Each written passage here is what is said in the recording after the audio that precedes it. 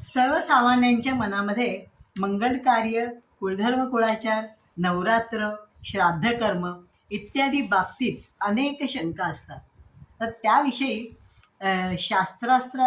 शास्त्रार्थामध्ये नेमकं आपल्याला काही खुलासे आहेत ते आपण बघूया. कुलधर्म कुळाचार. नवरात्रासारखे काही कुलाचार अनेक घराण्यात असतात व ते चालू आहेत. पण केव्हा तरी ह्या कुलाचाराच्या वेळी जनना शौच म्हणजे सोयर किंवा मृता शौच म्हणजे सूतक आले तर काय करावे असा प्रश्न पडतो. धर्मशास्त्री योग्य निर्णय देणारी माणसे आता राहिली नाही. गावातल्या एखाद्या वृद्ध माणसाला विचारायचे व तो सांगेल याप्रमाणे करायचे असे करावे लागते. पण तसे करणे योग्य नाही. धर्मशास्त्रानुसार योग्य असेल तेच करणे श्रेयस्कर ठरते.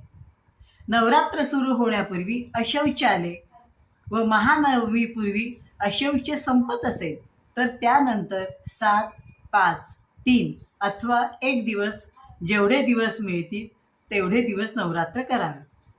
संपूर्ण नवरात्र अशौच असेल तर ब्राह्मणांकडून एक रात्र उत्सवाचे दिवशी घटस्थापना पूजन करून दुसरे दिवशी नवरात्रोत्थापन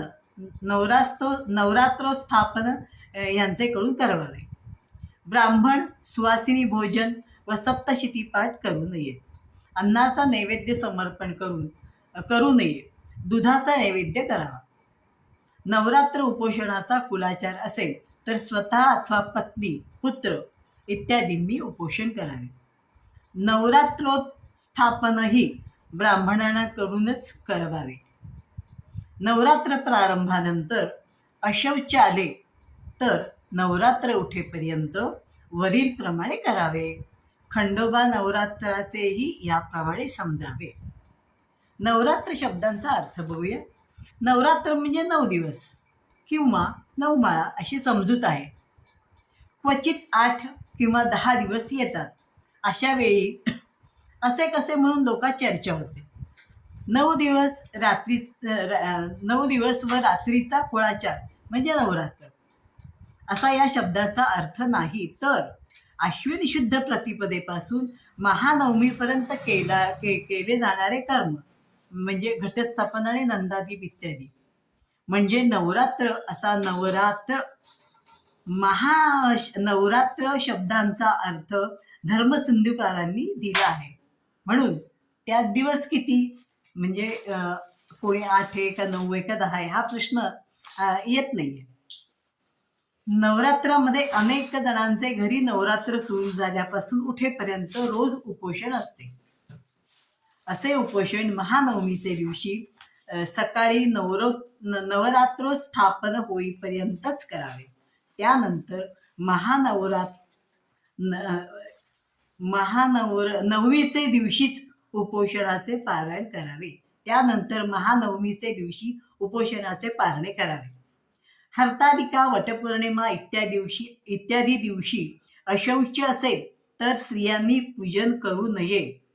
भाद्रपदातील महालक्ष्मी म्हणजे गौरीचे वेळी अशौच असेल तर गौरी आवाहन पूजन करू नये. अशौचाच्या वेळी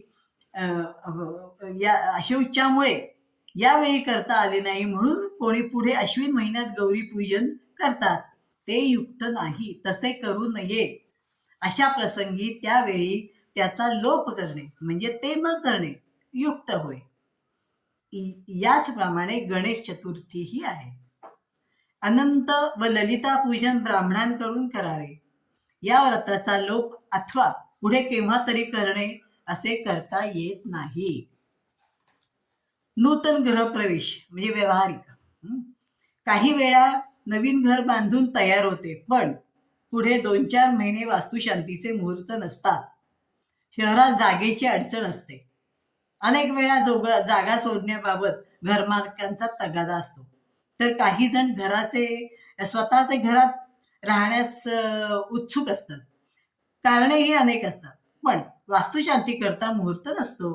अशा वेळी काय करावे असा सर्वांनाच प्रश्न पडतो. वास्तू केल्याखेरी नव्या घरात राहणे जाऊ नये असे नाही म्हणून अशा अडचणीचे वेळी गृहशुद्ध्यर्थ उदक शांती अथवा ग्रहयज्ञ करून राहण्यात जावे. ज्योतिषाकडनं योग्य दिवस विचारून घ्यावा.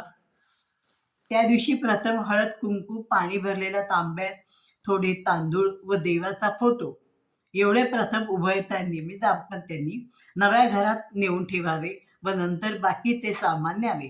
त्या दिवशी शांती करावी व घरच्या सर्व मंडळींसह ब्राह्मणांनी मंत्र म्हणत मंगल कलश घेऊन गृहप्रवेश करावा. हे करणे आवश्यक आहे. नमस्कार. श्री गणेशाय नमः. आता पंचांगातील तिथी, नक्षत्र, योग व करण यापैकी काहीही न पाहता आपणास शुभमुहूर्त पाहिजे असल्यास या होरा कोष्टकाच्या साहाय्याने आपल्याला तो शुभमुहूर्त काढता येतो. ज्या वाराचा त्या वारी प्रथम होरा कोष्टक पाहण्याची कसं पाहायचं. ज्या वाराचा त्या वारी प्रथम 1 तासाचा होरा असतो त्याप्रमाणे 24 तासाचे 24 होरे असतात. पहिल्या होऱ्याच्या ग्रहापासून 6व्या वाराच्या म्हणजे रविवार, सोमवार, मंगळवार, बुधवार, गुरुवार, शुक्रवार, शनिवार आणि पुन्हा रविवार म्हणजे 6 वाराचे 24 तासाचे 24 होरे आहेत. पहिल्या होराच्या ग्रहापासून 6 वाराचा दुसरा होरा या क्रमाने दिवसाचे 12 व रात्रीचे 12 होरे जाणावे. सूर्याचा होरा, आता हे प्रत्येक होरे कशा कशासाठी आहेत. आता रविवारचंच उदाहरण घेतलं तर रविवारी सकाळी पहिलं सूर्योदयानंतर 1 तास रवीचा होरा असतो. दुसऱ्या तासात शुक्राचा होरा असतो. तिसऱ्या तासात बुधाचा होरा असतो. चौथ्या तासात चंद्राचा होरा असतो. 5व्या तासात शनीचा होरा असतो. 6व्या तासात गुरुचा होरा असतो. 7व्या तासात मंगळाचा होरा असतो. 8व्या तासात पुन्हा रवीचा होरा येतो. म्हणजे अशा या होरा 8 क्रमांकाने पुन्हा पुन्हा येत राहतो. म्हणजे दिवसाचा, दुपारचा आणि रात्रीचा अशा पद्धतीने. आता सूर्याचा होरा हा राजसेवेसाठी किंवा जेव्हा सरकारी कामं काही करायची असतात त्यासाठी. शुक्राचा होरा कुठेतरी प्रवास करायचा आहे, जायचं आहे विशिष्ट कामासाठी, तेव्हा गमनासाठी. बुधाचा होरा ज्ञानप्राप्तीसाठी. कोणतंही ज्ञानप्राप्ती करण्याची सुरुवात करायची असेल तर ती बुधाच्या होऱ्यावर करावी. आता चंद्राचा होरा सगळ्या कार्यासाठी, म्हणजे काही खरेदी करायची, काही नवीन वस्तू घ्यायची, नवीन वस्तू वापरायला सुरुवात करायची, या सगळ्या कार्याला चंद्राचा होरा योग्य आहे. आता शनीचा होरा हा द्रव्य संग्रह करण्यासाठी, म्हणजे जेव्हा आपल्याला बचत करायची असते, फिक्स डिपॉझिट करायची असतील त्यावेळेस शनीच्या होऱ्यामध्ये द्रव्य संग्रह करावा. आता गुरुचा होरा विवाहासाठी, कारण गुरुबळ असतं ना त्याच्यामध्ये. मंगळाचा होरा युद्धास आणि वादविवादासाठी. याप्रमाणे प्रत्येक वाराचे प्रत्येक तासाचे होरे या कोष्टकामध्ये दिलेले आहेत आणि पंचांगामध्ये त्या पाहून आपण त्या त्या होऱ्यांना ते काम करू शकतो.